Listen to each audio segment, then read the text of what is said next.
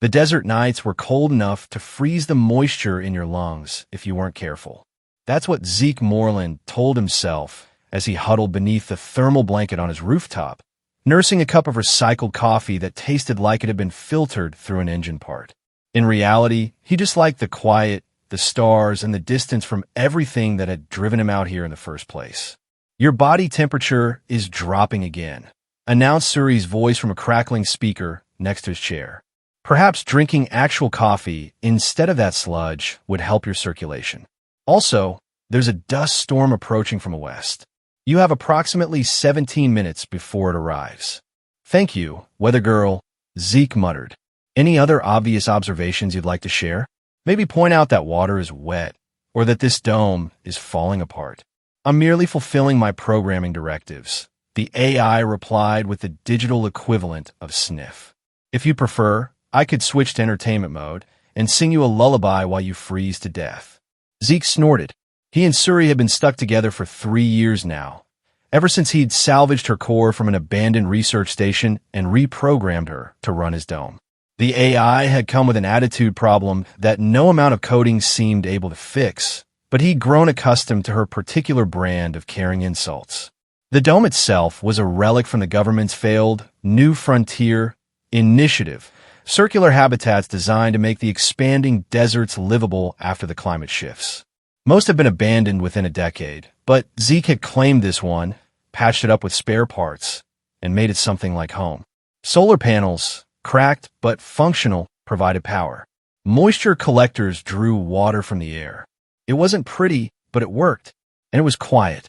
No bureaucrats, no corporate wolves, no social niceties. Just him, his tools, and the occasional repair job from the scattered residents of the region who needed their drones fixed or solar arrays rebalanced. 16 minutes until storm arrival, Suri announced. Also, there's an anomaly in the upper atmosphere. It appears to be. If it's another satellite breaking up, I'm not driving out for scrap tonight, Zeke interrupted, but his eyes had already caught the streak of light. It was moving too slowly to be a meteor, its trajectory too deliberate, occasionally stuttering as if under some kind of failing thrust control. "That's not debris," he murmured, sitting up straighter. The object was glowing red-hot as it entered the atmosphere, but instead of burning up or maintaining a smooth arc, it seemed to be actively fighting its descent, slowing in bursts before dropping again. Definitely controlled, or at least semi-controlled. "Should I alert the authorities?" Suri asked, her usual sarcasm giving way to something like concern. Zeke hesitated. The authorities out here were a joke. Understaffed outposts that took days to respond, if they bothered all. Besides, he'd spent most of his adult life avoiding government attention. Old habits died hard. No, he decided. Just track its landing zone. The light disappeared behind a distant ridge, followed by a flash that briefly illuminated the horizon. Estimated impact point. Approximately 12.7 kilometers northeast, Suri reported. Dust storm approaching from west.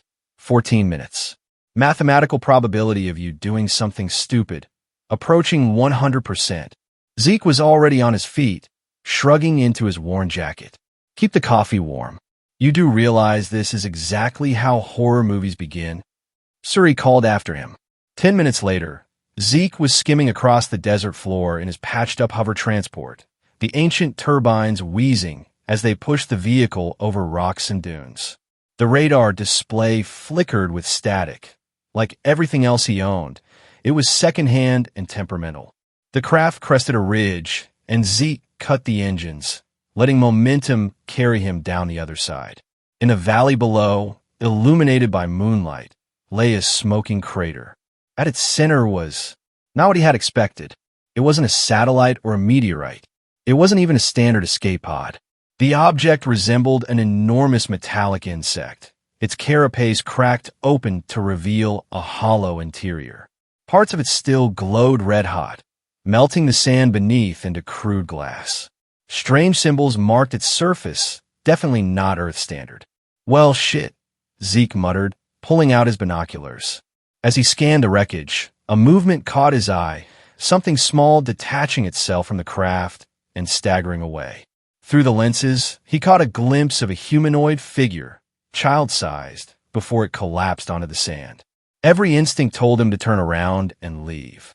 Whatever this was, illegal, extraterrestrial, or both, it meant trouble.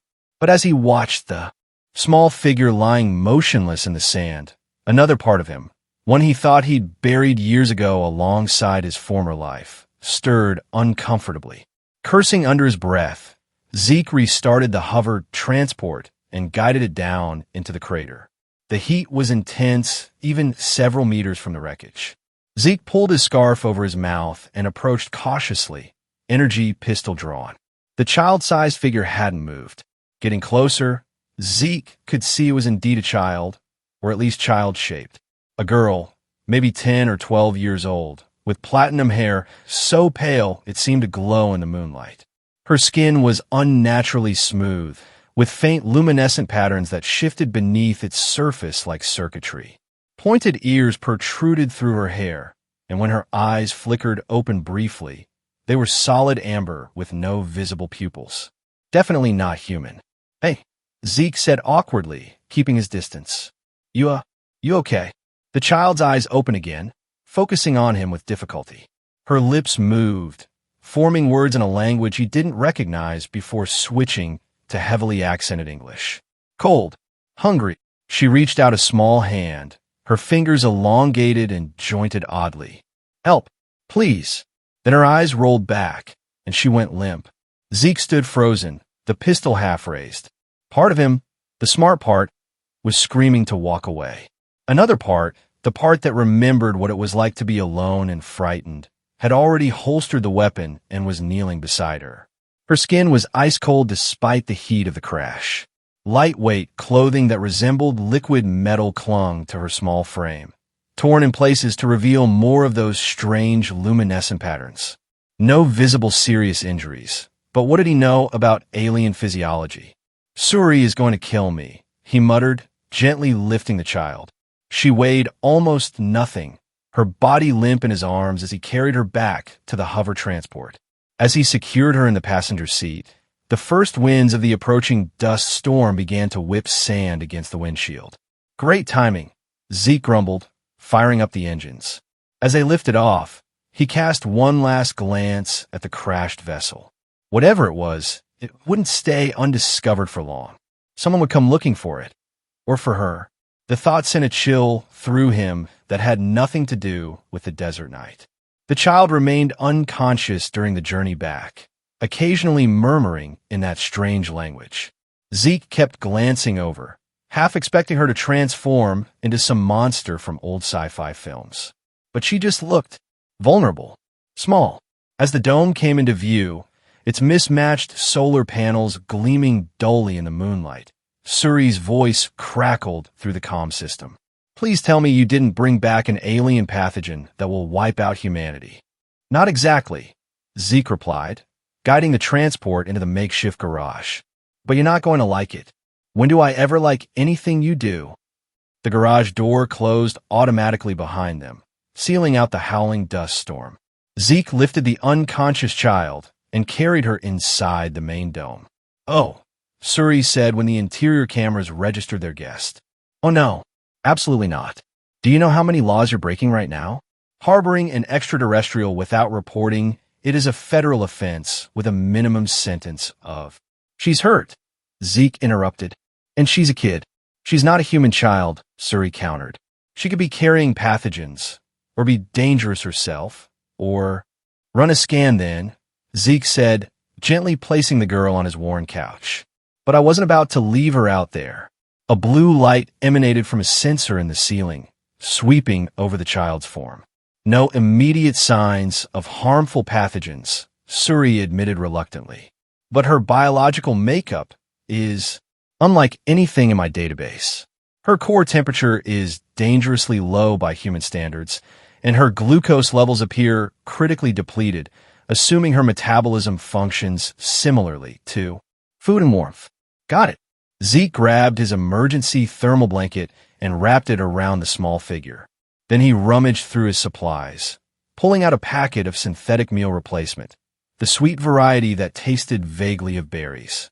As he mixed it with water, the child stirred, her amber eyes fluttering open again. "Where am I?" she whispered, her voice melodic even in its weakness. "My home," Zeke replied, approaching slowly with a cup. "It's safe here. Storm outside." She struggled to sit up, looking around with wary curiosity.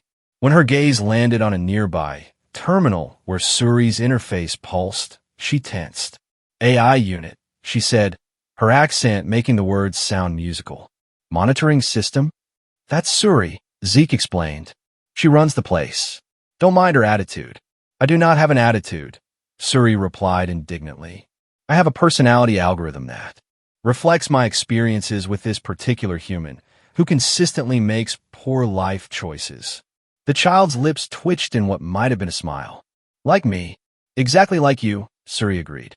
"Unknown biological entity of suspicious origin." "Here," Zeke said, offering the cup. "It's not great, but it's calories." The girl sniffed it cautiously before taking a tentative sip.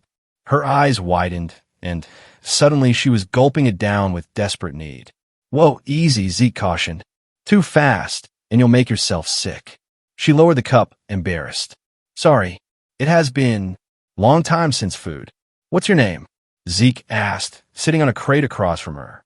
She hesitated, as if weighing her options. "Arya," she finally said. "My name is Arya. I'm Zeke. What were you doing in that ship?"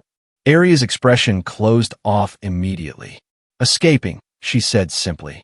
"Bad people follow. Must hide." "Bad people," Zeke repeated.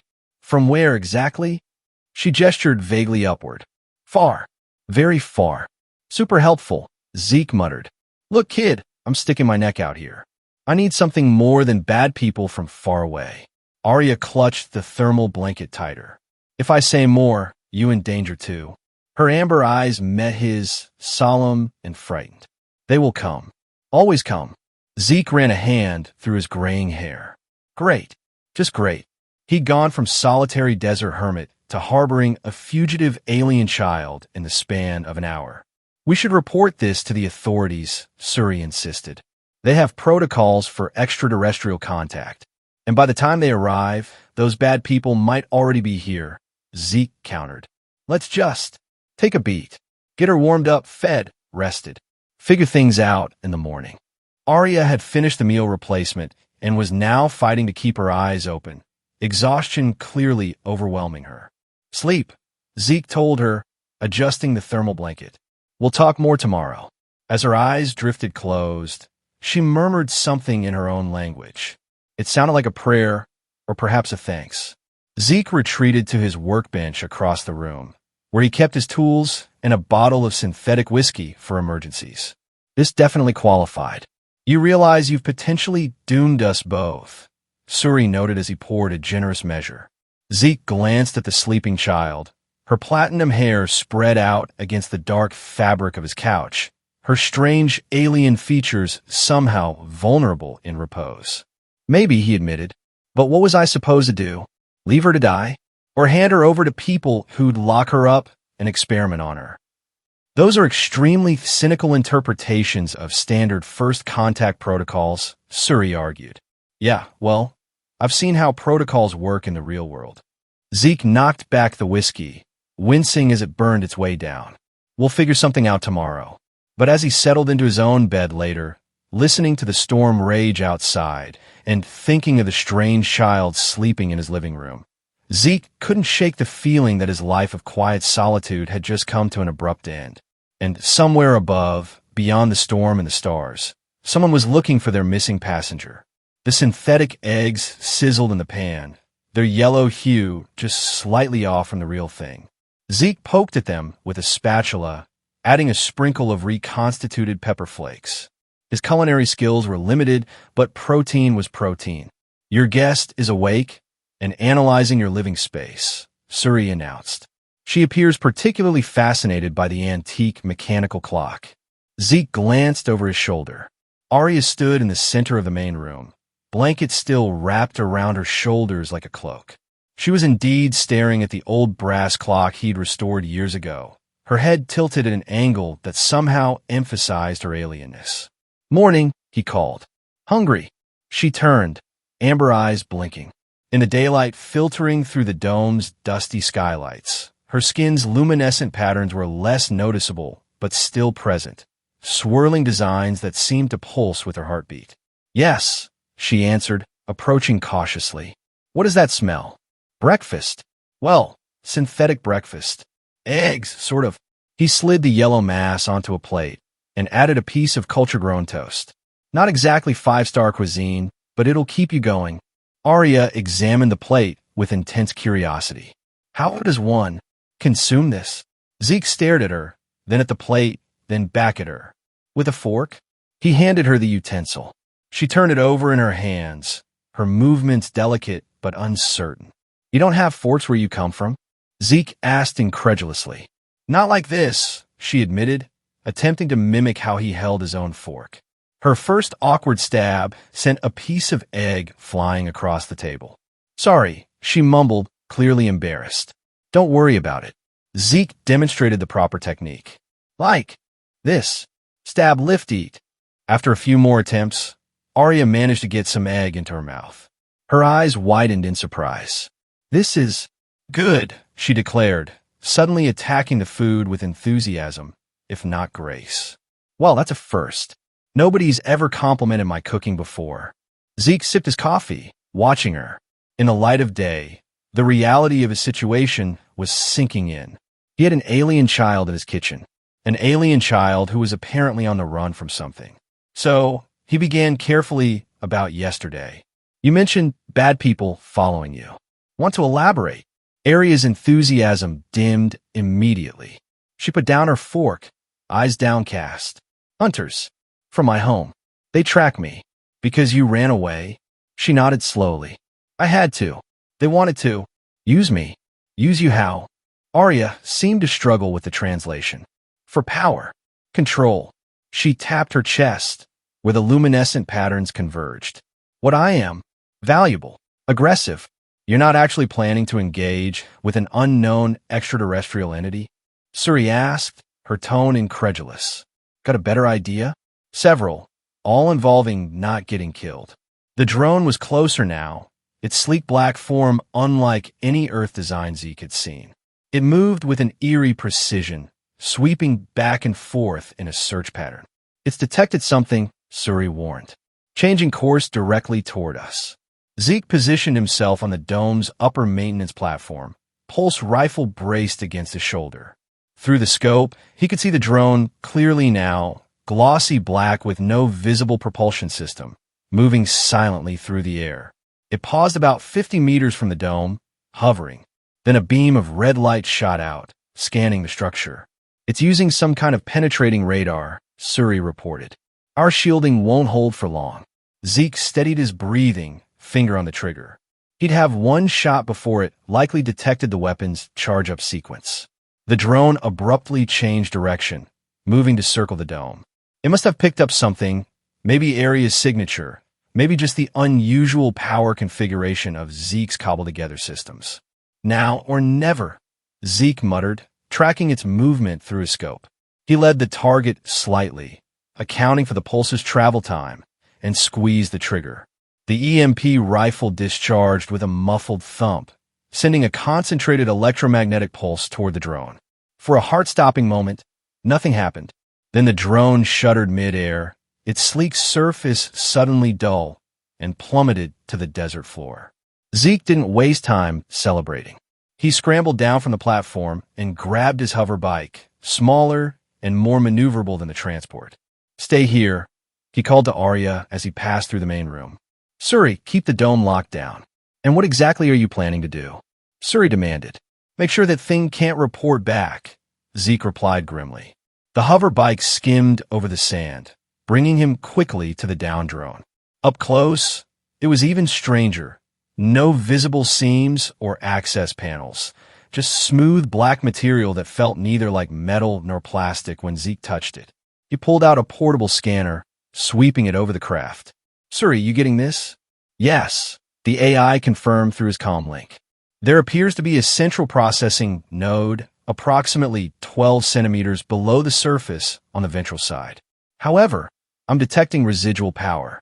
It may be attempting to reboot or activate emergency protocols. Not if I can help it. Zeke pulled a multi-tool from his belt and began searching for any vulnerability in the seamless surface.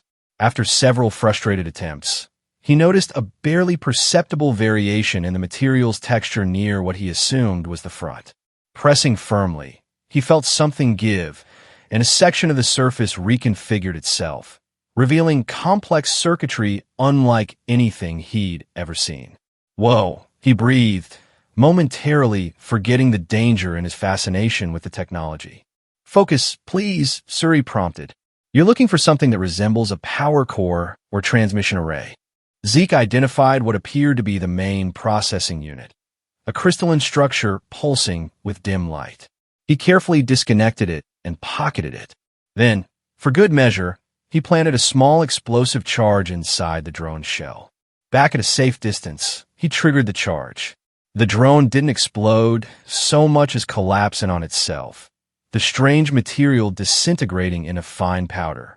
That should buy us some time, he muttered, turning the bike back toward home. When he returned to the dome, he found Arya huddled in a corner, her knees drawn up to her chest, rocking slightly. Hey, he said, kneeling beside her. It's okay. I took care of it. She looked up, her amber eyes swimming with tears. Others will come. Always come. I put you in danger. Yeah, well, Zeke shrugged uncomfortably. I put myself in danger when I decided to bring you here. But I'm not sorry I did. He held out the crystalline processor he'd salvaged from a drone. Think you can tell me anything about this? Who sent it? What was looking for? Arya took the component with trembling hands. As soon as her fingers touched it, the luminescent patterns on her skin flared brightly, seeming to connect with similar patterns within the crystal. Her eyes went wide, then unfocused. Surveillance unit, she said, her voice suddenly flat, as if reading from an invisible text. Designated Hunter-Seeker class. Mission: locate and secure genetic designation Arya. 17. Royal blood, Orion dynasty succession line. She blinked, dropping the crystal as if it had burned her. Imperial Guard, she whispered. They know exactly where I am now. Zeke sat back on his heels, processing this. Orion dynasty? Royal blood? Kid, what exactly? Are you not telling me? Arya's shoulders slumped. I am. What your language would call. Princess? No, heir. Heir to Orion Empire. She gestured at the patterns on her skin. These marks. Royal genetic coding. Only those of direct bloodline have them. You're a princess, Zeke repeated flatly. An alien princess. On the run from, what? Royal guards? Usurpers. My uncle, Arya said, her voice hardening. He wants throne. Needs me to legitimize claim. Or eliminate me. She touched her chest. My genetic pattern. It can activate imperial technology. Without me or my parents, my uncle cannot fully control fleet, defenses. And your parents? Arya's expression crumpled. Gone. Ship attacked. Mother put me in escape pod. Said find safe place. Hide until. She trailed off. Until what? Until loyal forces find me. She looked down at her hands. But Uncle's hunters found me first. Zeke ran a hand through his hair, trying to process the implications. He wasn't just harboring an alien child. He was harboring the heir to an interstellar empire, one valuable enough to be hunted across the stars. Suri, analysis? He asked weakly. Assuming what she says is true, and the technology we've encountered suggests it may well be. We are now involved in an extraterrestrial succession dispute, Suri replied. The statistical probability of our survival has dropped to approximately 17%. Always the optimist, Zeke muttered. I can leave, Arya offered quietly. Draw them away from you. And go where exactly? Zeke demanded. No, that's not happening. He stood up, pacing the small space. We need a plan. That drone was just the beginning. If they know you're here, more will come. More advanced units, Arya confirmed. Then soldiers. I have a suggestion, Suri interjected. The magnetic Badlands. Zeke paused. The Badlands were a vast area about 200 kilometers east, an old mining region where massive extraction equipment had created chaotic electromagnetic fields that played havoc with most technology. Outcasts, fugitives, and those wanting to stay off the grid often sought refuge there. That might actually work, he admitted. Those fields would mask your signature, make it harder for them to pinpoint you. But your home, Arya protested. Your life here. Zeke looked around the dome, at the mismatched furniture, the cobbled-together systems, the few personal items he'd accumulated over his years of solitude. It wasn't much, but it had been his. It's just stuff, he said finally. And this place was always temporary anyway. I've initiated emergency relocation protocols, Suri announced, cataloging essential supplies and preparing for data transfer to mobile systems. See? She's already packing. Zeke attempted a reassuring smile. We'll grab what we need, take the transport, and be gone before they realize their drone isn't reporting back. Arya studied him with those strange amber eyes. Why help me? Risk everything.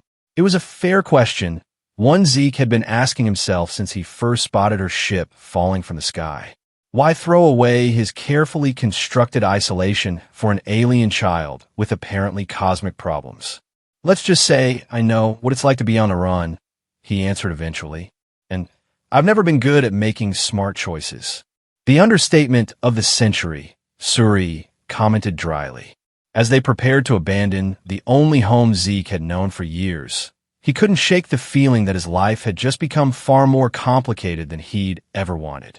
But watching Arya carefully pack the few belongings she'd accumulated in her short time with him, the blanket, a spare set of his smallest clothes cut down to fit her, a broken watch she'd somehow fixed, he also felt something he hadn't experienced in a long time. Purpose. Whatever came next, whatever space empire came hunting for them, he was in this now. For better or worse. The desert stretched endlessly before them, waves of heat distorting the horizon as Zeke's transport hover skimmed across the sand. They'd been traveling for nearly 6 hours, stopping only briefly to check systems and rehydrate. The dome was far behind them now, possibly already discovered and ransacked by whoever was hunting Arya. You're being unusually quiet, Zeke noted, glancing at the small figure huddled in the passenger seat. Arya had wrapped herself in a lightweight thermal blanket despite the heat, as if trying to make herself invisible. Thinking, she replied, her amber eyes fixed on the passing landscape. About home. About here. Missing your palace? The question came out more sarcastically than he'd intended.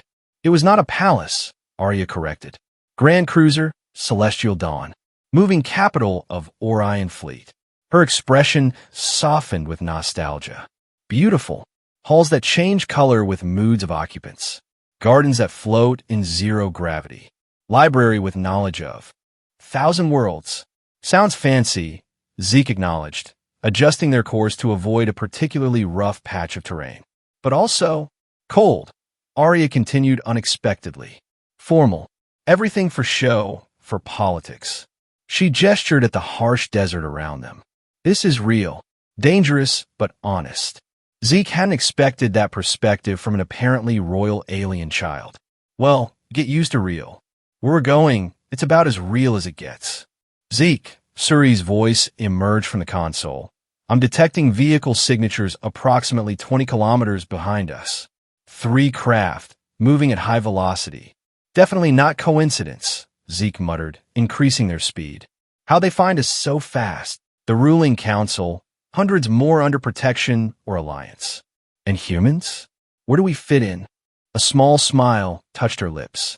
Earth is known but untouched. Protected zone. Too young for formal contact.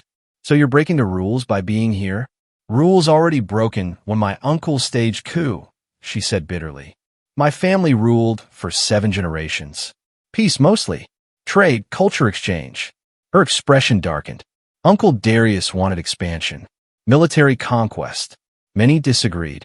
Including your parents? Arya nodded. They were progressive. Believed in autonomy for member worlds. Uncle called them weak. She drew her knees up to her chest. Now he controls most of Fleet. Those loyal to my parents scattered or hiding. And what about you?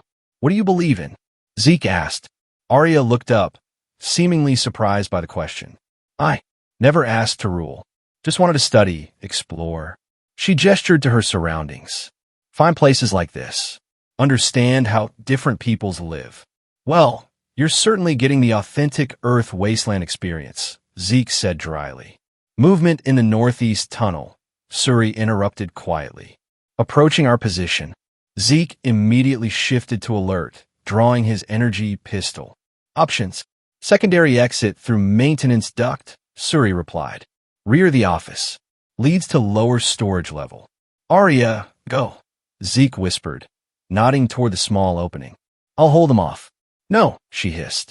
Together. Before he could argue, the door to their hideout shuddered under a heavy impact. Someone, or something, was attempting to breach it. No time to argue, Zeke decided, helping her pry open the maintenance duct. Go, I'm right behind you. Arya squeezed through first, her smaller frame easily navigating the tight space. Zeke followed with considerably more difficulty, his shoulders scraping the sides as Suri provided minimal illumination from her portable hub. Behind them, the security door gave way with a screech of protesting metal. The duct emerged into a vast underground storage area, rows of shelving units still stocked with abandoned equipment and supplies. Zeke pulled Arya behind a large container, both of them breathing hard. They're not human, Arya whispered, eyes wide. Terek hunters. Specialized trackers. Great, Zeke muttered. Any weaknesses I should know about? Sight-based primarily. Limited hearing, but very fast. As if on cue, a figure dropped from the duct they'd just exited, landing in a graceful crouch. Even in the dim light, Zeke could see it wasn't human, too tall, too limber, its head oddly elongated. It wore some kind of armor that seemed to absorb the little available light, making its outline blur. Don't move, Zeke breathed. Suri, kill your lights. The AI complied instantly, plunging them into near-total darkness. The creature turned slowly, scanning the room, a faint red glow emanating from where its eyes should be. For several excruciating seconds, it seemed to look directly at their hiding spot.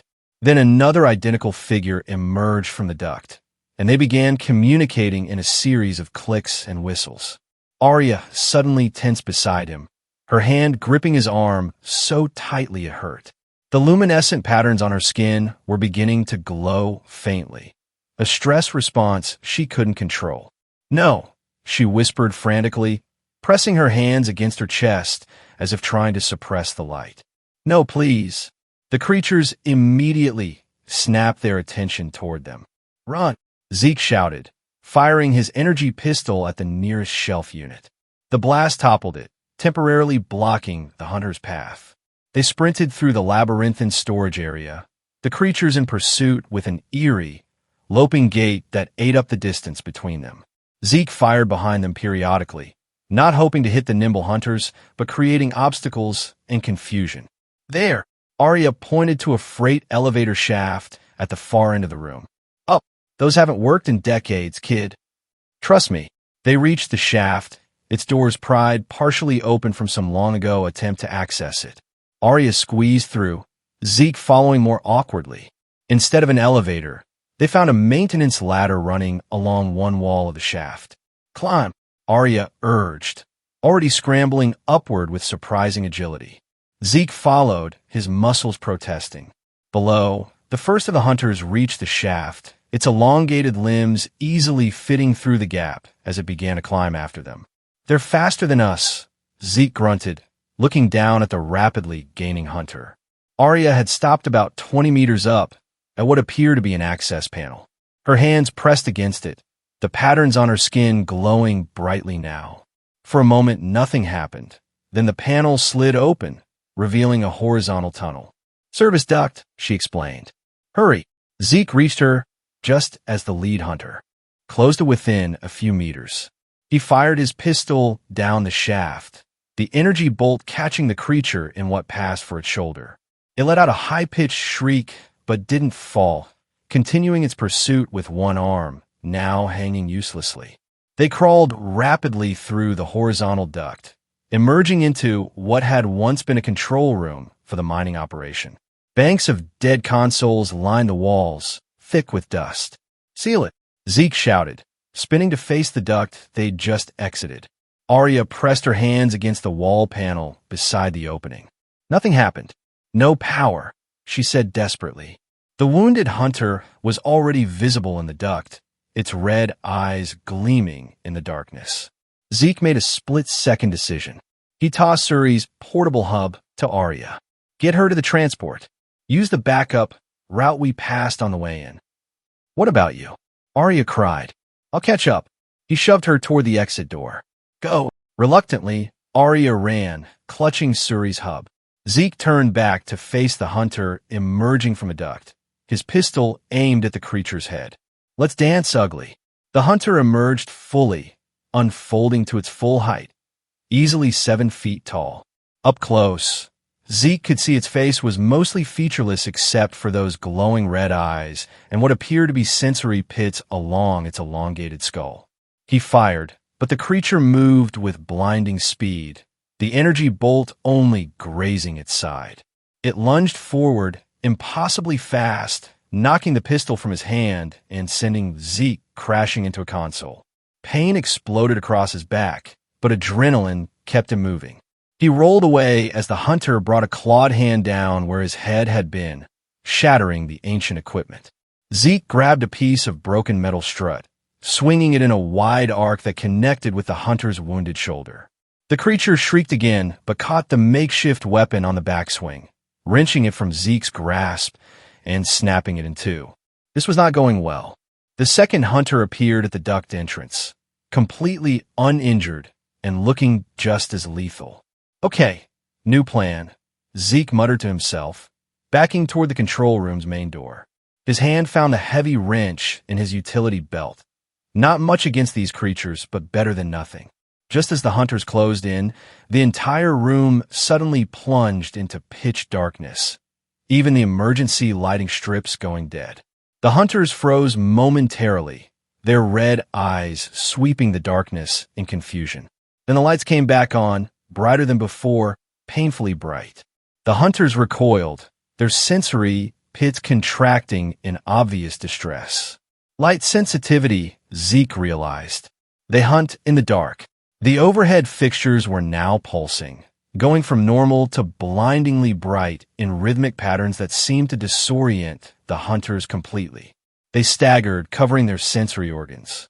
Arya stood in the doorway, her hands pressed against what must have been the room's power junction, her skin patterns glowing so brightly they were almost white.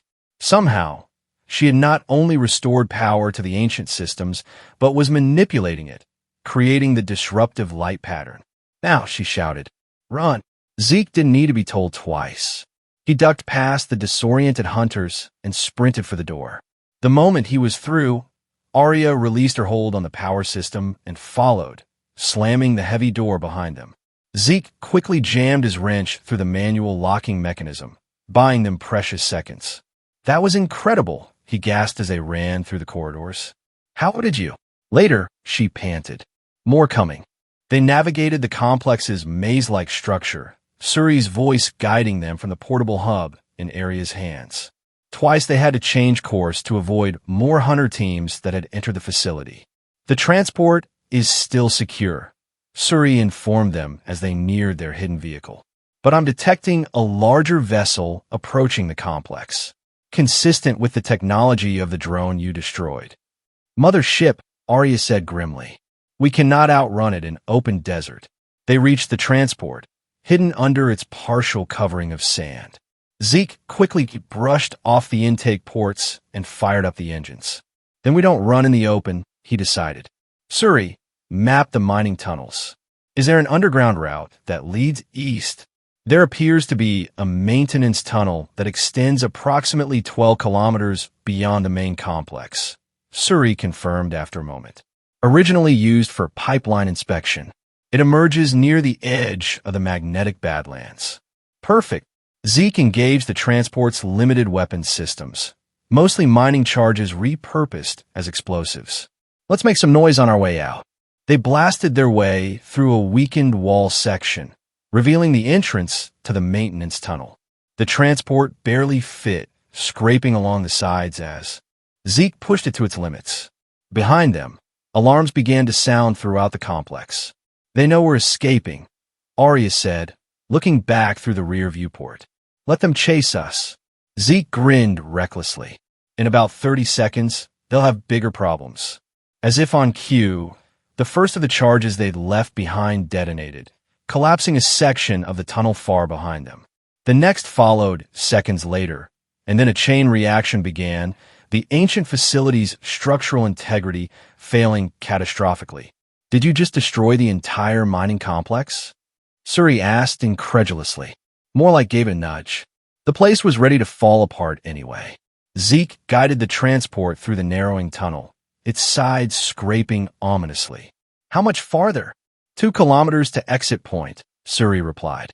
But sensors indicate pursuit has not been completely deterred. At least one vessel has bypassed the collapse and is gaining. Arya twisted in her seat, peering through the rear viewport. Sure enough, a sleek black craft was visible in the distance, navigating the tunnel with inhuman precision.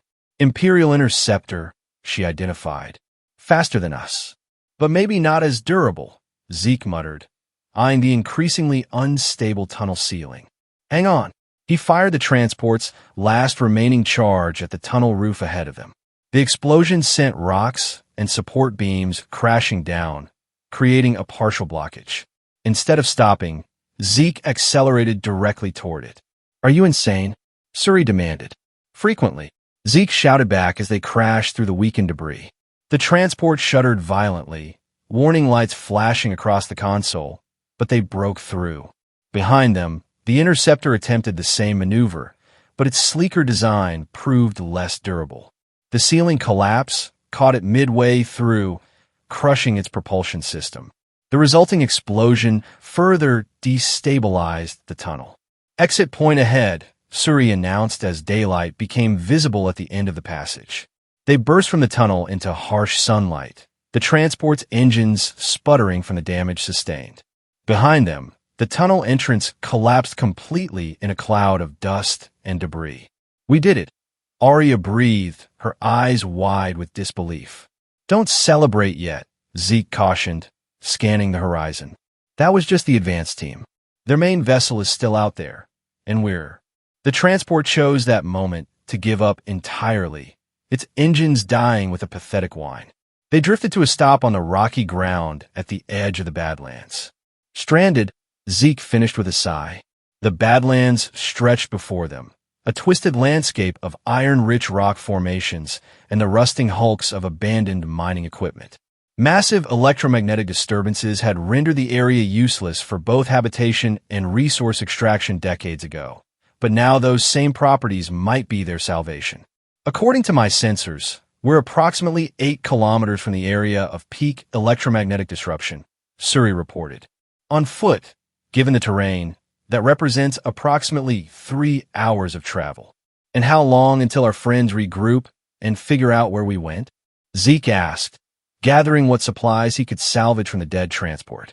"Unknown, but the destruction of the mining complex will certainly delay them. Then we walk." Zeke handed Arya a smaller pack adjusted for her size. "The good news is the closer we get to the center of the Badlands, the harder it'll be for them to track you. And to use their technology," Arya added. "But same for us. Suri may stop functioning." "I have hardened shielding," Suri replied primly, "though my capabilities will be reduced by approximately 60%. They set off across the forbidding landscape, the sun beating down mercilessly. The terrain grew increasingly difficult. Jagged rock formations, deep crevices, and the occasional unexpected magnetic anomaly that made their hair stand on end. As they walked, Zeke couldn't help but reflect on how dramatically his life had changed in just a few days. From solitary desert hermit to fugitive protector of an alien princess, running from what apparently amounted to an interstellar empire. "This wasn't exactly how I planned to spend my week," he muttered. Arya glanced up at him, her platinum hair now dirty and tangled, her clothes torn from their escape. Despite it all, there was still something regal in her bearing. Not how I plan to spend my life, she replied with unexpected gravitas. Zeke's heart twisted unexpectedly. She was just a kid, alien royalty or not. A kid who'd lost her parents, her home, everything familiar. Hey, he said, softer now. We're gonna figure this out, okay? Find somewhere safe. Maybe contact these loyal forces you mentioned. If any still exist, she said quietly. Uncle Darius is thorough. Anyone loyal to my parents would be hunted down. Well, they haven't caught you yet, Zeke pointed out. And I'd say you've proven pretty resourceful. The first genuine smile he'd seen from her flickered across her face. We make good team. Yeah, he agreed, surprised to find he meant it. I guess we do. They continued in companionable silence for another hour until the landscape began to change subtly. The rock formations grew more bizarre, twisted into shapes that defied natural geology. Occasionally, small arcs of electricity would dance between metal objects, and her digital equipment began to glitch. We're entering the primary disruption zone, Suri announced, her voice becoming staticky. My functions will be limited from this point forward. Any sign of pursuit? Zeke asked. Negative. However, my scanning range is now severely restricted. As they pressed deeper into the Badlands, Zeke noticed Arya becoming increasingly uncomfortable. The patterns on her skin were fluctuating erratically, sometimes bright, sometimes nearly invisible. You okay? He asked. The fields, she explained, wincing, they interact with my biology. Not dangerous, but uncomfortable, like static electricity all over your skin. Yes, but inside too. She pressed a hand to her head. In thoughts. Zeke frowned with concern. Maybe this wasn't such a good idea. No, it works, she insisted. If it affects me this way, hunters cannot track me. Worth discomfort. They crested a ridge and paused at the sight before them. In a broad valley below stood a hodgepodge collection of structures, some prefabricated units, others cobbled together from salvage materials. Solar panels, wind turbines, and strange antenna arrays dotted the landscape. People moved between the buildings, carrying supplies or working on equipment. A settlement, Zeke said in surprise, right in the middle of the Badlands. Is this normal? Arya asked. No, he replied. Most people avoid this place like plague. The electromagnetic disturbances mess with everything from NAV systems to neural implants, which makes it perfect for those with reasons to stay hidden, Suri observed, her voice now barely audible through increasing interference. Looks like we found the local outcasts, Zeke muttered. Question is, are they friendly? They didn't have much choice but to find out. Their supplies were limited, the transport was dead, and returning the way they came wasn't an option. With a deep breath, Zeke led them down toward the settlement. Their approach did not go unnoticed. By the time they reached the perimeter, a welcoming committee had assembled, 5 individuals of varying ages, all armed with an assortment of makeshift weapons. That's far enough, called a woman at the front of the group. She appeared to be in her 50s, with weathered skin and sharp eyes that missed nothing. A modified pulse rifle rested casually in her hands. State your business. Seeking shelter, Zeke replied honestly. Our transport died back at the tunnel exit. The woman's eyes narrowed. You came through the maintenance tunnel? Nobody's used that route in years. We had motivation, Zeke said dryly. Her gaze shifted to Arya, lingering on the alien child's distinctive features and the faintly glowing patterns visible on her skin. I bet you did. To Zeke's surprise, she didn't seem shocked by Arya's obviously non-human appearance. What are you running from? Would you believe in interstellar empire? Zeke asked. A brief smile touched the woman's lips. Around here? That wouldn't even make the top 5 strangest stories. She lowered her weapon slightly. I'm Delphi, former xenobiologist with global sciences until they decided my research was too controversial. Zeke. Former. Well, a lot of things. This is Arya. Delphi approached slowly, kneeling to examine Arya with professional interest rather than fear or hostility. Fascinating. Adaptive bioluminescent patterning. Neuroresponsive, I'm guessing. When Arya nodded hesitantly, Delphi smiled. Beautiful work. Natural or engineered? Both, Arya replied. Many generations of selective traits. Royal bloodline, Zeke explained. Apparently it's a big deal where she comes from. Royal? Delphi raised an eyebrow. Well, Your Highness, you've come to the right place if you're looking to disappear.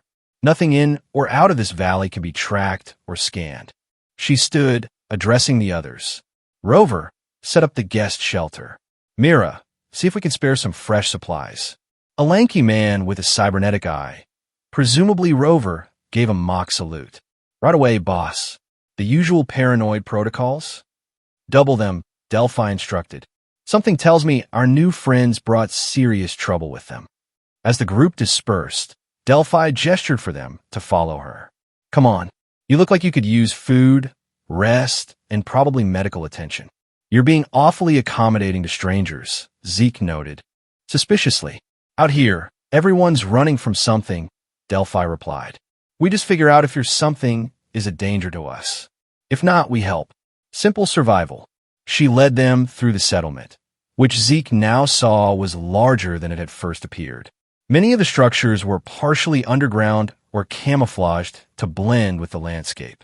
People of various backgrounds worked together, many sporting modifications or signs of past corporate affiliation that had clearly ended badly. Welcome to Refuge, Delphi said. Population 47. 49 now, I suppose. You all live out here, despite the electromagnetic disturbances? Zeke asked. Because of them, she corrected. Perfect shield against corporate trackers, government surveillance, and apparently, she glanced meaningfully at Arya, interstellar empires. They arrived at a small but sturdy prefab unit. Inside was simple but clean, 2 cots, a water recycler, and basic amenities. Get cleaned up, Delphi suggested. Food will be ready at the Commons in an hour. Then we talk. She fixed Zeke with a penetrating stare. And I mean really talk. If you brought trouble, we need to know exactly what kind. After she left, Zeke collapsed onto one of the cots. Every muscle ached from their escape and long trek. Suri's hub, placed on a small table, emitted occasional static, but seemed to have gone into some kind of protective hibernation mode. Arya stood at the small window, watching the settlement's activities with curious eyes. These people, all outcasts, looks like it, Zeke confirmed. Scientists, engineers, probably some deserters, and fugitives mixed in. Like us. She turned to face him. Do you think we could trust them? It was a good question. Zeke had spent years avoiding entanglements with others, trusting only himself and Suri. But their options were limited. We don't have much choice right now, he admitted. But keep your guard up. And maybe don't advertise your whole heir to an empire status until we know these people better.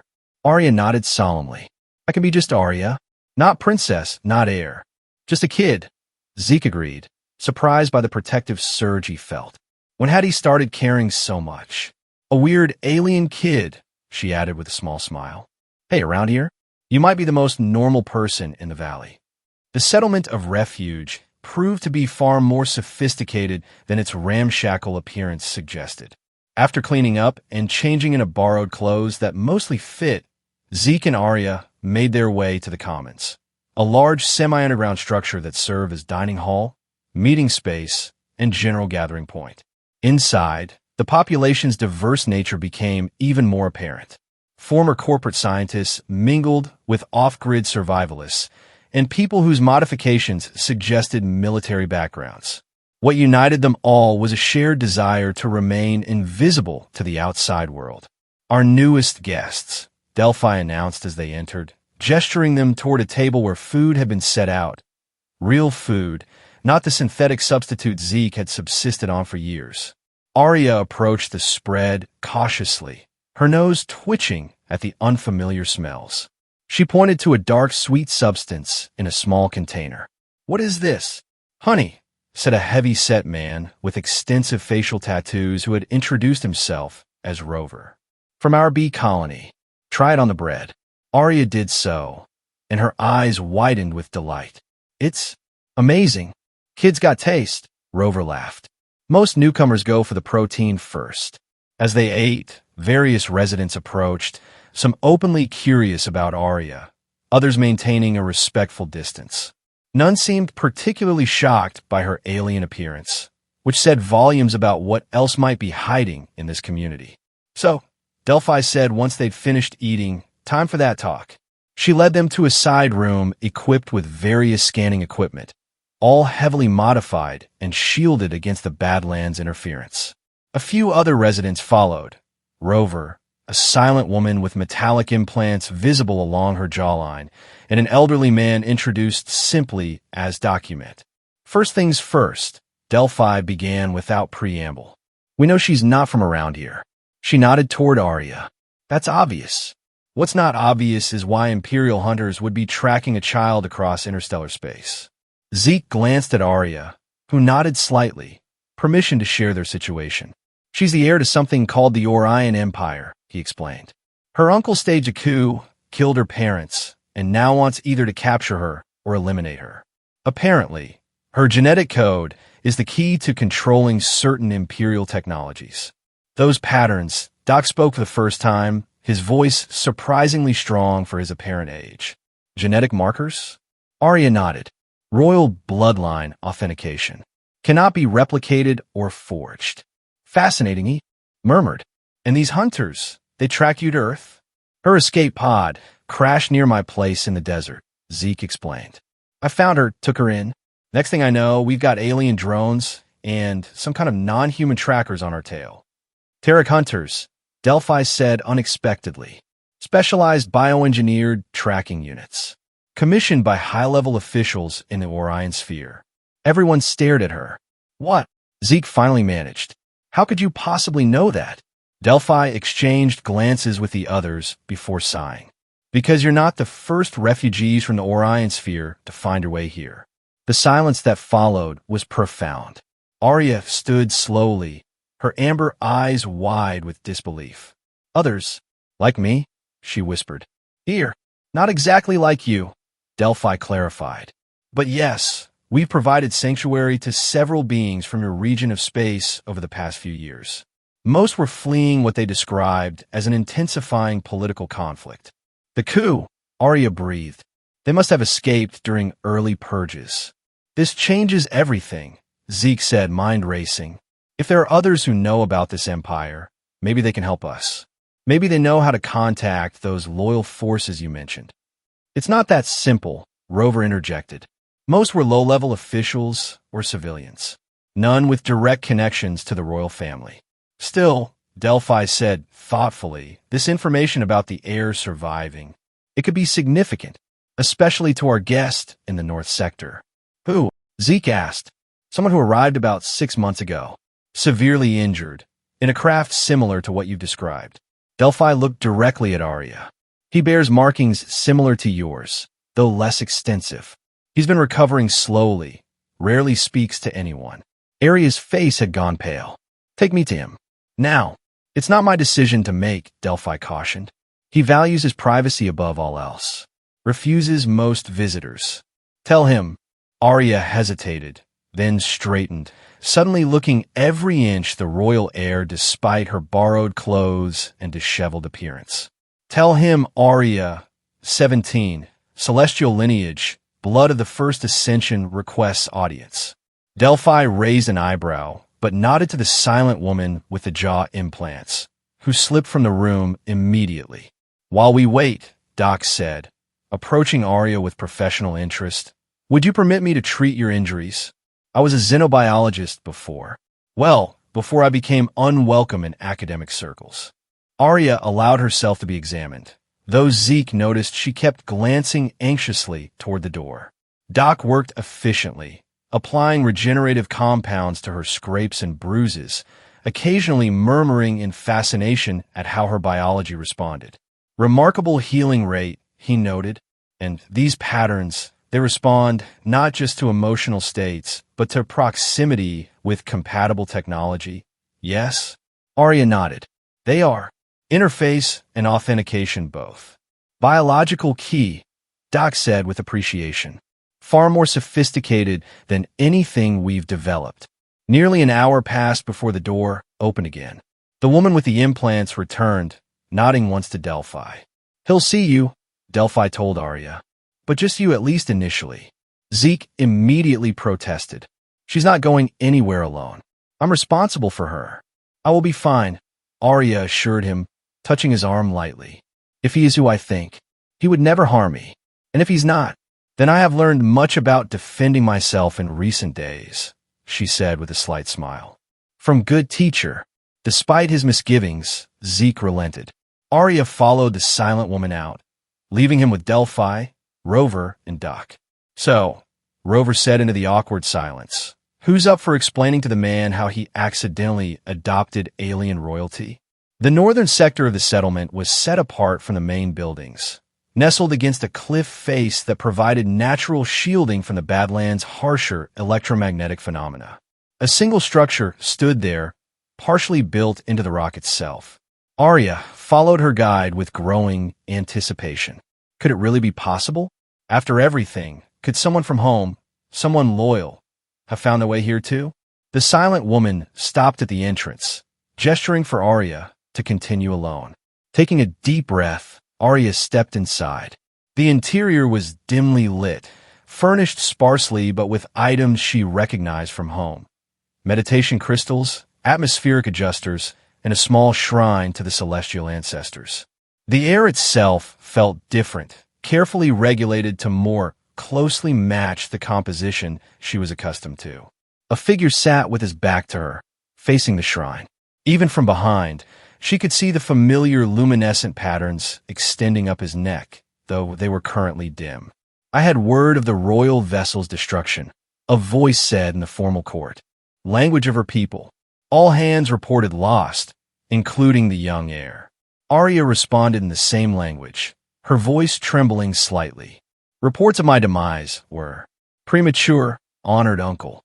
The figure turned slowly, revealing a face similar enough to her father's to make her heart ache. The resemblance was unmistakable. The same amber eyes, the same aristocratic features, though weathered now by pain and hardship. Castellan Theron, she said formally, using his title as her father's most trusted advisor and her mother's blood relative. You survive. Theron rose carefully, favoring his left side where Arya could see evidence of severe injury still healing. As do you, Princess Arya. His formal demeanor cracked thin, and suddenly he was moving toward her, dropping painfully to one knee before her. By the ancestors, you live. Arya abandoned protocol as well, throwing her arms around his neck in a very unroyal embrace. I thought everyone was gone, she sobbed. Mother put me in the escape pod. The ship was breaking apart. I saw the explosions. Theron held her carefully, his own composure wavering. Your mother's final act of courage. She ensured your survival, even as the bridge was breached. He pulled back to look at her, brushing tears from her cheeks with a formal gesture that was part of royal mourning ritual. The succession lives in you now, princess. Don't call me that, Arya said, suddenly fierce. Not princess, just Arya. I don't want any of it. Not if it costs mother and father their lives.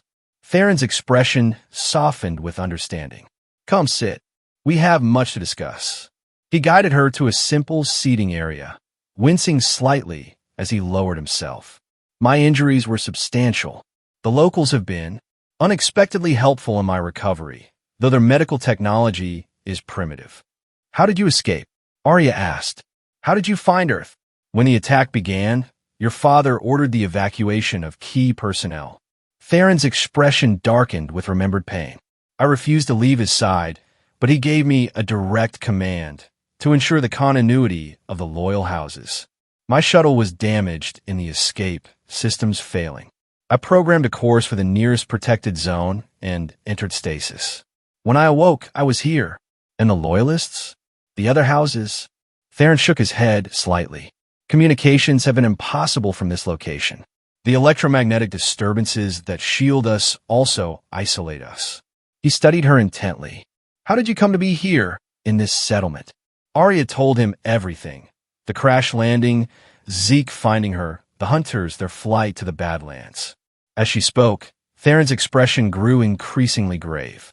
This human took you in, protected you, risked his life for you. without knowing your true importance. He knew I needed help, Arya said simply. That was enough for him. Remarkable, Theron murmured. Such behavior would be worthy of commemoration in the Imperial archives. Zeke would hate that. Arya laughed softly. He dislikes attention. Nevertheless, I owe him a debt that cannot be measured. Theron rose carefully. I should meet this guardian of yours. He's not my guardian, Arya corrected automatically, then paused, reconsidering. Well, I suppose he is now. But he's also my friend. Even more remarkable, Theron said with a hint of his old humor. Friendship between duty-bound protector and royal charge? Your mother would approve. Back in the Commons, Zeke was trying and failing to appear relaxed as he waited for Arya's return. He'd been pacing for nearly an hour, ignoring Delphi's assurances that she was perfectly safe. If she's not back in 5 minutes, I'm going after her, he declared for the third time. And said the same thing 5 minutes ago, Rover pointed out, not looking up from the device he was tinkering with. Relax, man. If she really is who she says, and this guy is from her people, they've got catching up to do. That's what worries me, Zeke muttered. We don't know anything about this person. What if he's aligned with her uncle? What if? The door opened, and Arya entered. Behind her walked a tall, dignified figure whose resemblance to her was unmistakable despite his obvious maturity. The luminescent patterns visible on his neck and hands were similar to Arya's but more geometric, less fluid in their design. Zeke! Arya hurried to his side, her face alight with a joy he hadn't seen before. This is Castellan Theron, my father's advisor and my mother's bloodkin. Theron approached with measured steps, studying Zeke intently. Despite obvious physical pain, he carried himself with unmistakable authority. So, Theron said, his English precise but heavily accented, you are the human who saved our empire's future. I just helped a kid who needed it, Zeke replied uncomfortably. Didn't know I was getting involved in interstellar politics. To his surprise, Theron smiled, a warm, genuine expression that transformed his austere features. Precisely why your actions merit our highest regard. You acted from compassion, not calculation. With a formal gesture that clearly caused him some pain, Theron inclined his upper body in what Zeke recognized as a bow of respect.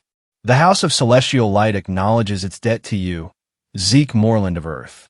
You will be named Guardian of the Heir in all formal records, should our civilization endure to make such records again. Thanks.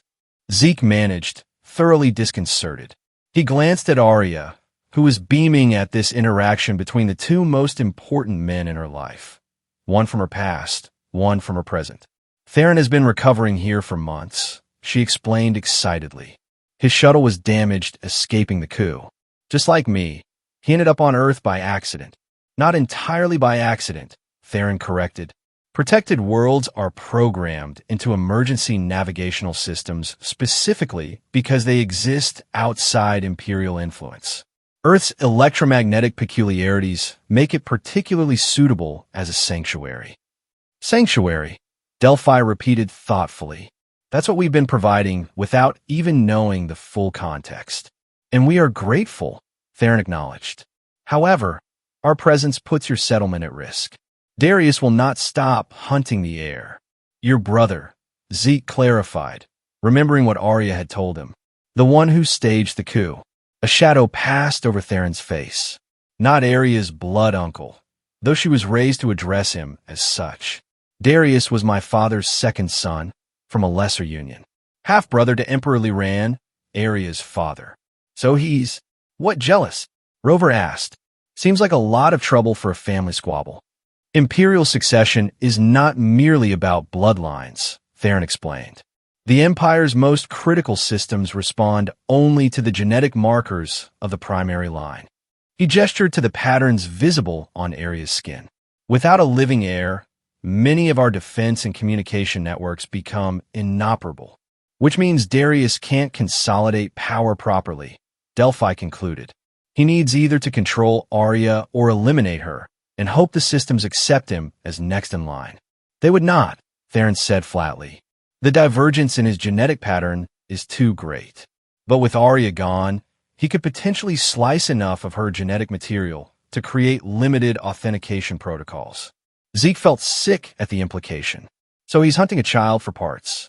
Precisely why she must remain hidden until we can contact Loyalist forces, Theron said grimly. If they still exist. And how exactly do we do that from here? Zeke demanded. You said your self-communications are impossible from the Badlands. Not impossible, Delphi interjected. Just incredibly difficult. We've been working on a system that can penetrate the electromagnetic interference for short, targeted transmissions. Could it reach orbit? Theron asked sharply. Possibly, with modifications, Doc said, joining the conversation. The real question is whether there's anything in orbit to receive the transmission. Arya and Theron exchanged glances. Emergency protocols would have dispatched observer satellites to any world where royal escape signatures were detected. Arya said slowly. Stealthed and dormant, but present, Theron agreed. If we could activate one, we could send a message to any loyalist forces searching for survivors.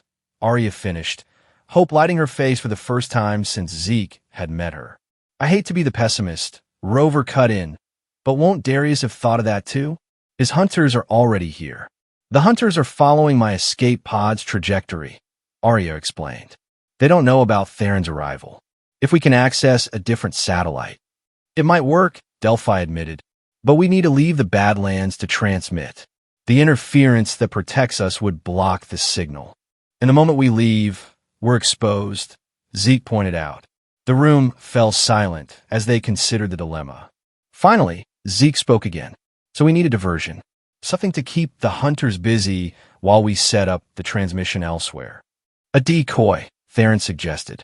Something that mimics the princess's genetic signature enough to draw attention. I could modify one of her drones, Rover offered. Program it with a basic electromagnetic pattern similar to what their sensors would be looking for. That might work short range, Doc cautioned, but they'd realize the deception quickly. Not if I go with it, Arya said suddenly. Absolutely not, Zeke and Theron said simultaneously.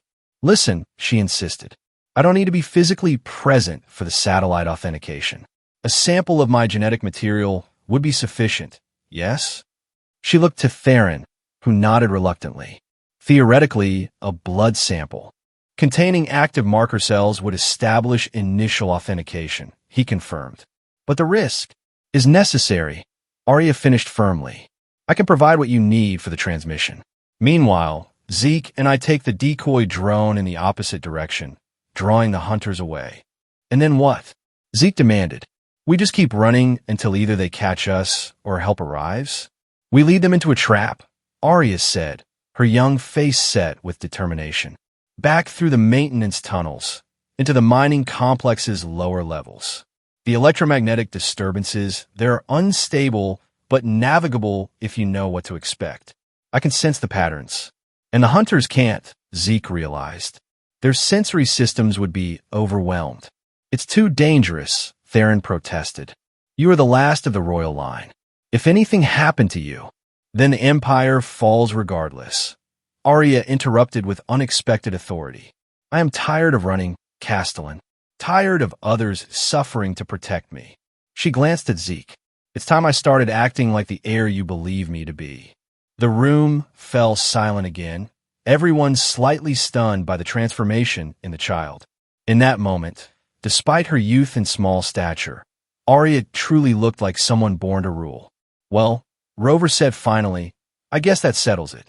Let's build ourselves a royal decoy and poke the interstellar hornet's nest. The next 12 hours were a flurry of activity.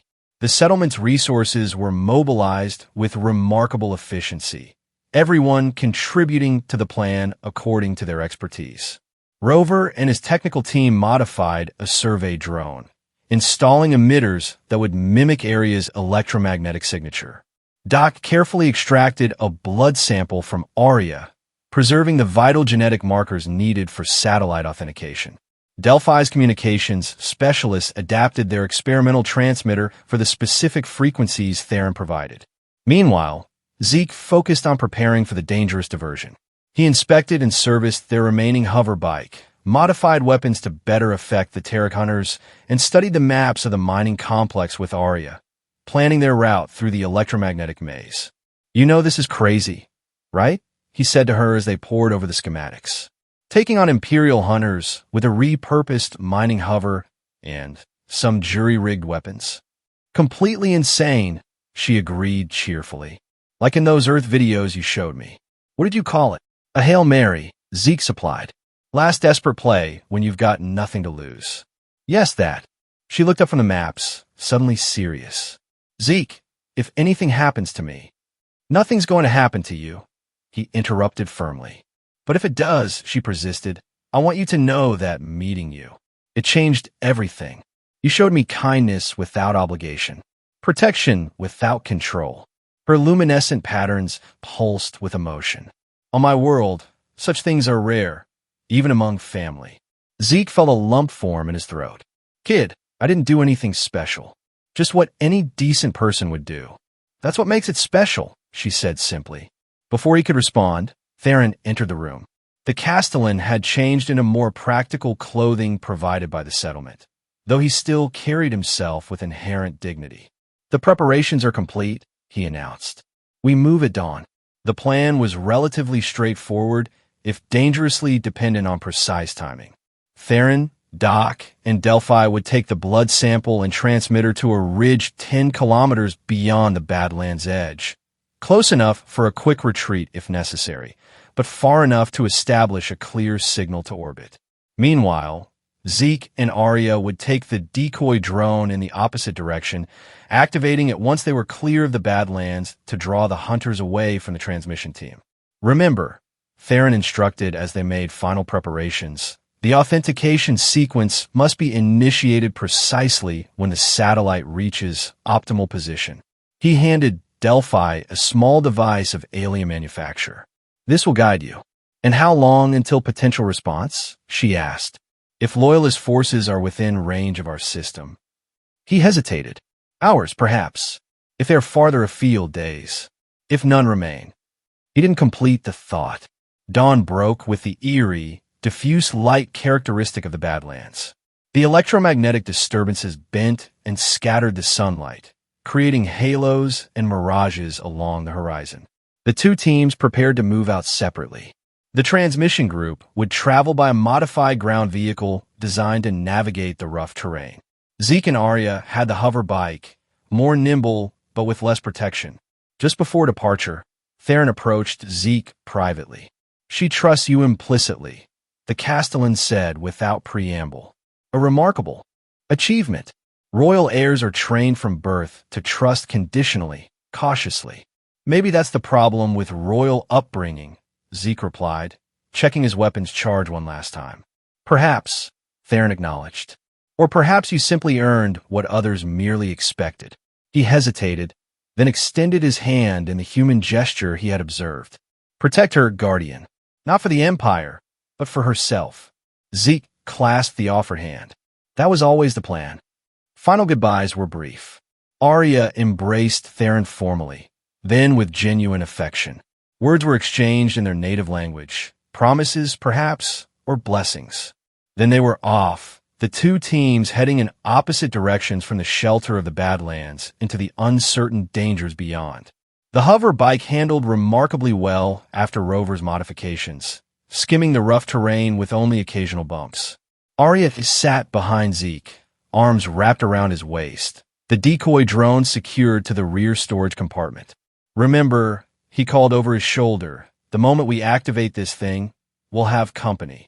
Be ready to move fast. I am ready, she replied, her voice steady despite everything. They traveled for nearly an hour before reaching the edge of the Badlands' electromagnetic shield.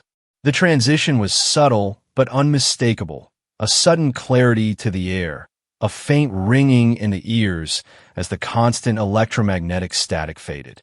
This is it, Zeke said, bringing the hover bike to a stop on a rocky outcropping that provided decent visibility in all directions. Last chance to back out. Activated, Arya said firmly. Zeke threw the switch. The decoy drone hummed to life, its emitters beginning to pulse with a simulation of Arya's unique signature, weaker than the real thing, but hopefully strong enough to attract attention. For several long minutes, nothing happened. The desert stretched empty and silent around them. Zeke began to wonder if they'd miscalculated, if the hunters had somehow been drawn to the transmission team instead. Then Arya tensed behind him. "There," she whispered, pointing. On the distant horizon, a black speck had appeared, growing rapidly larger. Then another beside it, and a third. "3 interceptors," Zeke muttered. "More than we expected." "The distraction is working," Arya reminded him. "That's what matters." He gunned the hoverbike's engines, and they shot down from the outcropping toward the abandoned mining complex. The decoy drone detached, as programmed, lifting into the air and accelerating in a different direction, a temporary distraction to buy them precious seconds. Behind them, the interceptors adjusted course. 2 peeled off after the drone, but 1 continued toward their position. "They're not completely fooled," Zeke called back. "Hold on tight." He pushed the hover bike to its limits, racing toward the gaping entrance of the maintenance tunnel they'd escaped through days earlier. The collapsed section had been partially cleared, evidence that the hunters had indeed been searching the area. "They're gaining," Arya reported tensely. Zeke risked a glance back. The interceptor was closing fast, its sleek black form skimming just above the desert floor within human precision. A panel on its front slid open, revealing something that looked distinctly weapon-like. "Incoming," he shouted, swerving sharply as energy bolts scorched the ground where they had been seconds before. They reached the tunnel entrance with the interceptor just 30 meters behind. Zeke cut power suddenly, dropping the hover bike into a controlled slide that took them into the tunnel at an angle, scraping along the wall in a shower of sparks. The interceptor couldn't match the maneuver. It pulled up sharply, overshooting the entrance, but Zeke knew it would circle back and follow. Phase 1 complete, he grunted, restarting the engines. Now, for the hard part. They sped deeper into the mining complex, following the route they had carefully planned. Unlike their previous desperate flight, this time they were deliberately heading toward the areas of highest electromagnetic disturbance, sections where the ancient mining equipment had punctured pockets of naturally occurring mineral formations with unique properties. "First junction ahead," Arya called, consulting the small map unit. "Turn right, then immediate left." Zeke followed her directions, guiding them through increasingly narrow and complex passages. Behind them, they could hear the interceptor entering the tunnel, its engines producing a high-pitched whine as it navigated the confined space. "Are the patterns changing yet?" Zeke asked as they descended deeper. Arya held out her arm, watching the luminescent markings on her skin. They were beginning to fluctuate erratically. "Yes," she confirmed. "We're entering the disruption zone. 3 more turns, then we deploy the charges." They had planted small EMP devices at strategic points throughout the complex during their journey not powerful enough to pose a serious threat individually, but collectively capable of creating cascading electromagnetic pulses that would hopefully overwhelm the hunter systems. The passage narrowed further, barely wide enough for the hoverbike. Zeke reduced speed, navigating carefully around debris and structural supports. The ceiling lowered, forcing them to duck. "They're still following," Arya reported, glancing behind. "But slower now. The disturbances are affecting them." "Good," Zeke thought. That was exactly the plan. Led them in deep enough that their own technology would become a liability. They reached the central chamber, a vast underground space where massive or processing equipment created a labyrinth of metal and machinery. The electromagnetic disturbances here were visible as occasional arcs of blue-white energy dancing between metal surfaces. "This is it," Zeke said, bringing the hoverbike to a stop behind a large crusher unit. "Ready." Arya nodded, her young face set with determination. Zeke activated the remote detonator, and somewhere behind them, the first EMP charge exploded with a distinctive whomp. The others followed in sequence, creating a wave of electromagnetic disruption that rippled through the complex. The effect was immediate. The ambient lighting flickered wildly, and the arcs of energy between metal objects intensified dramatically.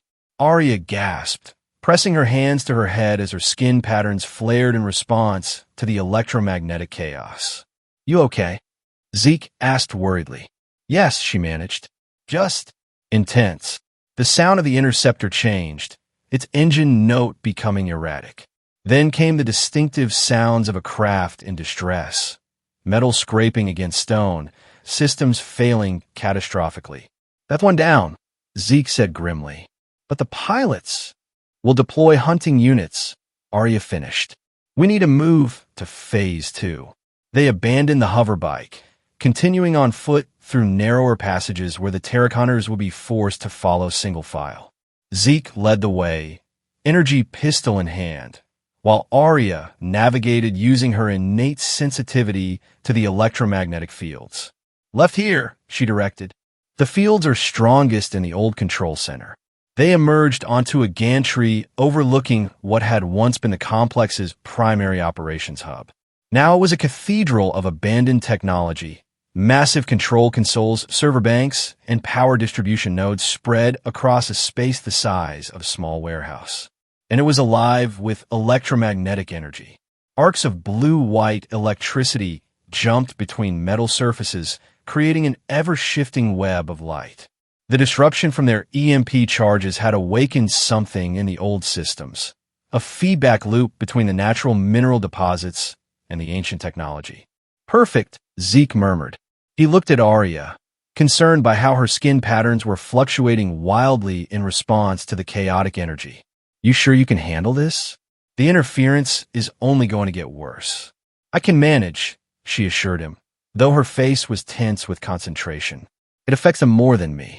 Their sensory systems are artificial." As if summoned by her words, a chilling sound echoed through the chamber, the distinctive clicking communication of Terran hunters. They were close, and they were coordinating. "Get to position," Zeke urged, guiding her behind a heavily shielded control station. "Remember the plan. Stay hidden until I've drawn them in." Arya nodded, squeezing his hand once before slipping into her hiding place. Zeke moved to the opposite side of the chamber, deliberately making enough noise to be noticed. Then he waited.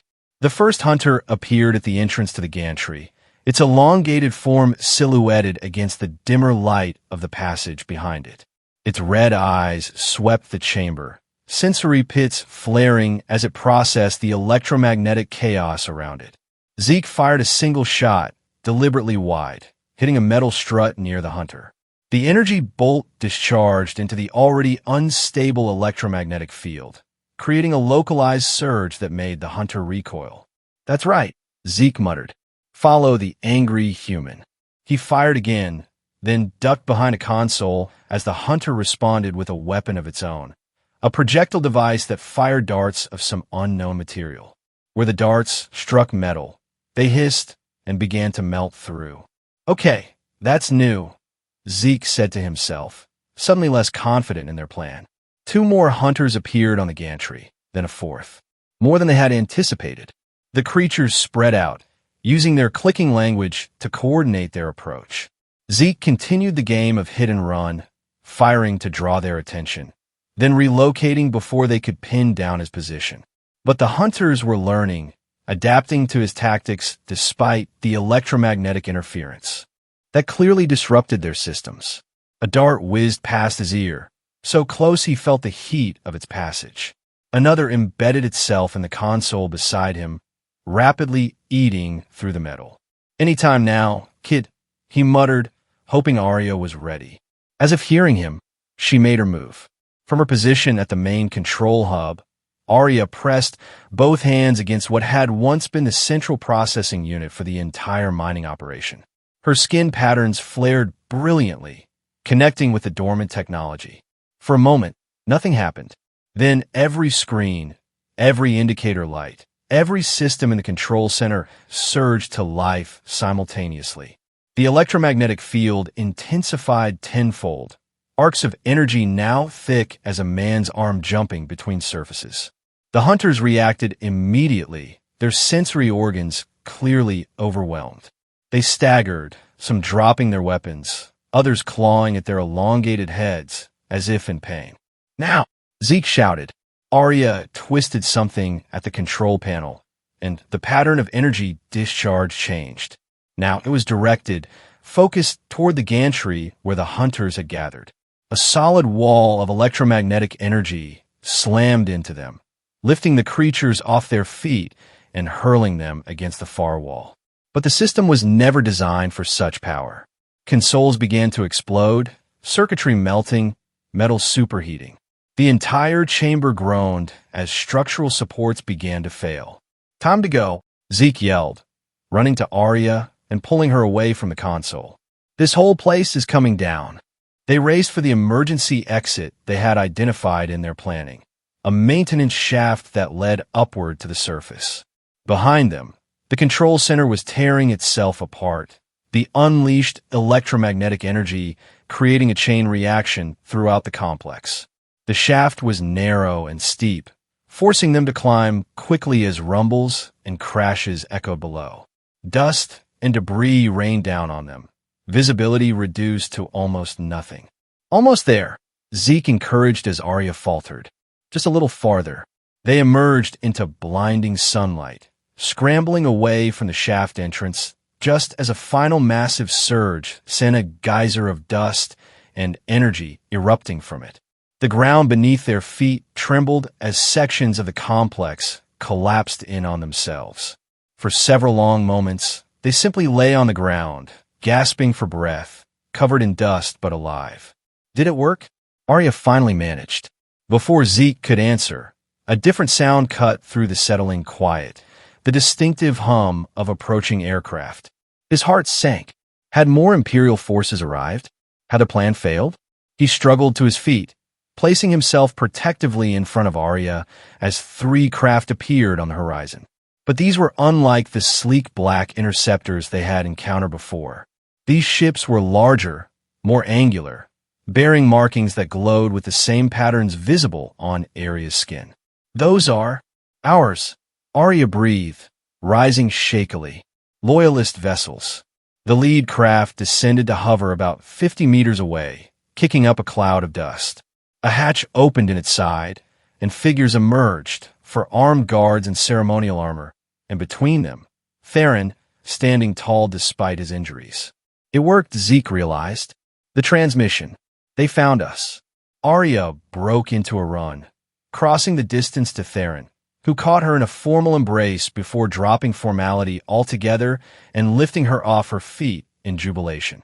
Zeke followed more slowly, wary of the armed guards who regarded him with a mixture of curiosity and suspicion. "Zeke," Arya called, breaking away from Theron to grab his hand and pull him forward. They received the signal. Loyalist forces were already in the system, searching for survivors. Theron approached, inclining his head in respect. "Your diversion was successful, Guardian. The transmission was completed without interference. What about the other hunters and Delphi's team?" "All accounted for," Theron assured him. "The settlement remains secure, and our new allies there have been guaranteed protection." His expression grew more serious. "But we must leave quickly. Darius will send more forces once he realizes what has happened." "Leave," Zeke repeated, the word hitting him with unexpected force. Of course, now that Loyalist forces had arrived, Arya would go with them. Back to her people, to whatever remained of her empire. Their brief time together was ending as abruptly as it had begun. Arya seemed to read his thoughts. Her expression fell, and she looked between Theron and Zeke with sudden distress. I don't," she began. Theron placed a gentle hand on her shoulder. "Princess, there is much to discuss, but not here. Please, board the vessel. We will join you momentarily." Arya hesitated, then nodded. With a last lingering look at Zeke, she allowed one of the guards to escort her to the waiting ship. When she was out of earshot, Theron turned to Zeke. "She will not want to leave you," he said directly. "Her attachment is unprecedented. She belongs with her people," Zeke replied, though the words tasted bitter. "I always knew that." "Perhaps," Theron agreed. "But you have become her people too, in ways that matter deeply." He paused, studying Zeke thoughtfully. The title of Guardian is not merely honorific. It carries responsibilities, authority, and the expectation of continued service. Zeke stared at him. "Are you offering me a job?" "I am informing you of your position," Theron corrected with a hint of humor. One does not resign as guardian of the heir. The question is whether you wish to fulfill this role from afar or... He gestured toward the waiting ship. You're inviting me to come with you, Zeke realized. Into space. To an interstellar empire in the middle of a civil war. To remain at the side of a child who trusts you implicitly during what will undoubtedly be the most challenging period of her young life, Theron clarified. The decision, of course, is yours. Zeke looked toward the ship, thinking of his life before Arya had literally fallen into it. The solitude that had once felt like safety now seemed hollow in retrospect. And the thought of returning to his empty dome, without her quick mind and resilient spirit. I need to get Suri, he said finally. My AI. She's part of the package. Theron's face broke into a rare, full smile. I suspected as much. Your loyal AI has already been secured from the settlement, along with your personal effects. Pretty confident I'd say yes, weren't you? Not confident, Theron replied. Hopeful. For her sake. He gestured toward the ship. Shall we? As they walked toward the vessel, Zeke caught sight of Arya watching anxiously from the hatchway. When she saw him approaching rather than leaving, her entire face lit up with joy. You're coming, she called, disbelief and hope mingling in her voice. Somebody's got to keep you out of trouble, Zeke called back. Apparently, it's a full-time job now. Her laughter carried across the desert air as she disappeared inside to prepare for his arrival. Beside him, Theron maintained a dignified pace, but Zeke caught the slight upturn of the Castellan's lips. She will make a remarkable empress one day, Theron observed, with the right guidance. She'll make a remarkable person, Zeke corrected. The empress part is secondary. Theron considered this, then nodded slowly. Perhaps that is precisely why the Empire needs her, and why she needs you. As Zeke stepped into the alien vessel that would carry him away from the only planet he had ever known, he felt none of the hesitation he might have expected. Instead, a strange sense of rightness settled over him. This unlikely journey had never been about him saving an alien child. It had been about her saving him from a life of isolation, giving him purpose again. Ready for a new adventure, kid? He asked as Arya bounced excitedly around the ship's interior, pointing out features and technologies he could barely comprehend. Ready, she confirmed, grabbing his hand. I have so much to show you. So many worlds, so many people. Behind them, the hatch sealed, and the engines hummed to life. Earth fell away beneath them, the desert shrinking to a tiny patch of gold amid the blue and green. You know, came Suri's familiar voice from a console where her core had been temporarily integrated. When I said bringing home an alien child was a bad idea, this is exactly the sort of complication I was worried about. Admit it, Zeke replied as stars began to appear in the viewing port. You'd be bored without us. Insufferably, the AI agreed with what almost sounded like affection. Arya leaned against Zeke's side as they watched Earth diminish behind them. Thank you, she said softly. For everything. No, kid, he replied, putting an arm around her shoulders. Thank you. Ahead of them lay uncertainty, a fractured empire, a power-hungry usurper, and the weight of responsibility for a civilization spanning 3 spiral arms of the galaxy. But they would face it together, an unlikely family forged in the desert, an alien princess, a human guardian, and a sarcastic AI. And somehow, against all odds, it felt exactly right.